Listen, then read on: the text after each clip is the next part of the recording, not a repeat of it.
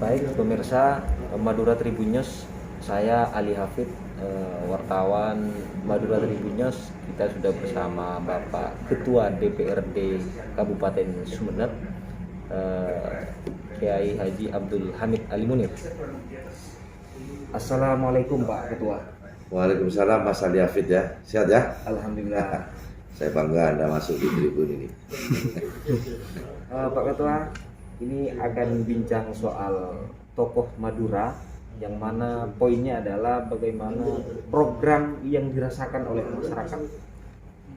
Ya. Seperti apa?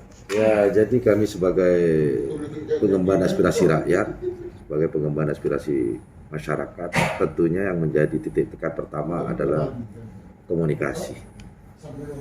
Jadi komunikasi yang baik, silaturahim yang baik diwujudkan dengan suatu hal yang nantinya akan berdampak positif kepada masyarakat. Artinya, apa yang kita kerjakan tentunya harus benar-benar diwujudkan.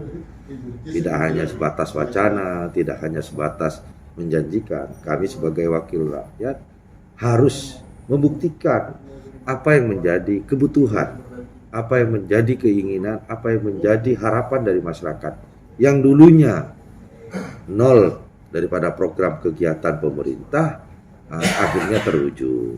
Yang dulunya tidak ada jalan, alhamdulillah kita perjuangkan. Yang dulunya tidak ada pavingisasi di jalan lingkungan, kita berikan. Yang dulunya tidak ada istilahnya MCK. Dulu masyarakat kita itu kalau mau melakukan sesuatu, dengan adanya istilah bahasa orang Madura itu buang air besar, itu di istilahnya di tempat-tempat yang sekarang sudah mulai dengan adanya itu, kita beri contoh, akhirnya masyarakat sudah bisa dikatakan masyarakat kita sudah mulai setiap lingkungan rumah tangga itu sudah mulai ada tempat pembuangan air besar seperti halnya zaman. Itu yang kita juga lakukan. Bagaimana dengan kepentingan pendidikan keagamaan, kita juga sentuh masyarakat kita. Buktinya ya, tahun demi tahun, hari demi hari, saat ini sudah bergeser. Yang dulunya di desa itu pendidikan hanya pendidikan SD saja, nah sekarang sudah mulai bersaing. Bahkan SD itu yang dibiayai oleh negara.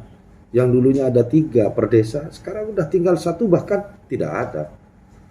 Nah, ini bagian daripada apa yang menjadi keinginan masyarakat. Tentunya kita juga menginginkan persaingan yang sehat di tengah-tengah masyarakat kita. Banyak juga tentang kesejahteraan. Kesejahteraan juga menjadi satu prioritas kita. Dengan adanya kelompok tani, kita bantu, kita kawal. Bagaimana yang dulunya hanya membajak sawah dengan sapi, nah sekarang sudah mulai dengan adanya teknologi, ya sudah berbeda.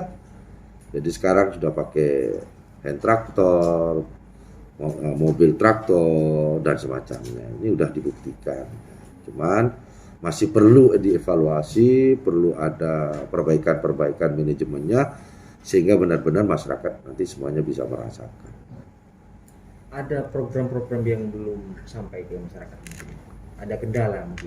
Ya, yang sering menjadi kendala kepada masyarakat selama saya duduk menjadi anggota dewan, yang menjadi harapan besar itu yang pertama adalah akses jalan ke lingkungannya, akses jalan ke tempat daerahnya. Ini yang menjadi harapan besar. Kendalanya ketika kan akses jalan ini minimal harus 4,5 meter ketika sudah masuk. Tapi di masyarakat kita perlu ada tumbuh kesadaran yang secara pelan-pelan kita lakukan pendekatan. Masyarakat tuh merasa keberatan. Yang penting di aspal walaupun cuma 2,25 meter, ketika sudah di aspal nanti akan mendapatkan kesulitan. Kenapa? Kecilnya jalan, kecilnya lokasi yang mau dilintasi program, akhirnya bukan melancarkan, bahkan menjadi kemacetan. Nah, ini yang perlu menjadi perhatian yang serius dari semua pihak, termasuk kami, karena banyak kondisi jalan karena rusak. Kenapa? Karena satu memang yaitu perlu ada kesadaran bersama dari masyarakat, pelaksana, agar supaya kualitas itu baik dan persyaratan jalan yang diharapkan itu yang sudah dibangun itu benar-benar sesuai. Artinya sesuai apa? Lebarnya kan begitu. Ketika ada mobil masuk, satu harus nunggu, tidak bisa salipan. Nah ini yang menjadi soal, jadi kendala. Perlu ada kesadaran, itu jadi tantangan tersendiri bagi kita. Setiap orang mengajukan itu, tapi ternyata perlu ada perhatian untuk bisa lebar. Siap. Pak Ketua, sebagai Ketua DPR sudah lama bergelut di dunia politik, sudah lama jadi tokoh gitu ya, dipercaya oleh masyarakat. Ada yang ingin disampaikan kepada masyarakat? Ya, saya berharap kepada masyarakat kita, tentunya semakin ke depan kita ini perlu dan dituntut SDM kita. Pemerintah sudah cukup banyak menggelontorkan dana terhadap pembangunan ke desa-desa, tapi partisipasi masyarakat masih rendah. Kenapa saya katakan rendah? Tidak mau tahu terhadap pelaksanaan kegiatan di lapangan tentang kualitas. Nah, ini yang terjadi, tentang kualitas. Jadi dibangun hari ini, tahun depan, nggak nyampe tahun depan udah banyak yang merotol. Ini kan perlu ada kerjasama dari masyarakat, bentuk pengawasannya agar supaya pembangunan yang benar-benar diberikan oleh uang rakyat sehingga bisa terjaga kualitasnya dengan baik. Ini yang kita harapkan, semuanya harus ikut andil dalam rangka menjaga kuantitas dan kualitas daripada kegiatan yang ada di masyarakat. Ada lagi Pak?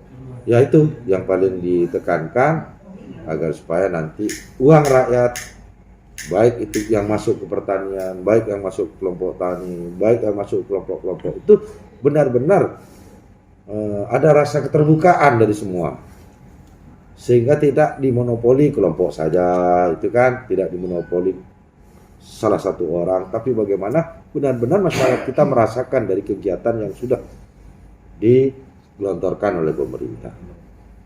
Baik, terima kasih Pak. Ya, terima kasih Mas Ali Hafid sudah memberikan waktunya. Baik, Madura Tribunnews, saya Ali Hafid dari Sumeneb melaporkan. Terima kasih. Assalamualaikum warahmatullahi wabarakatuh.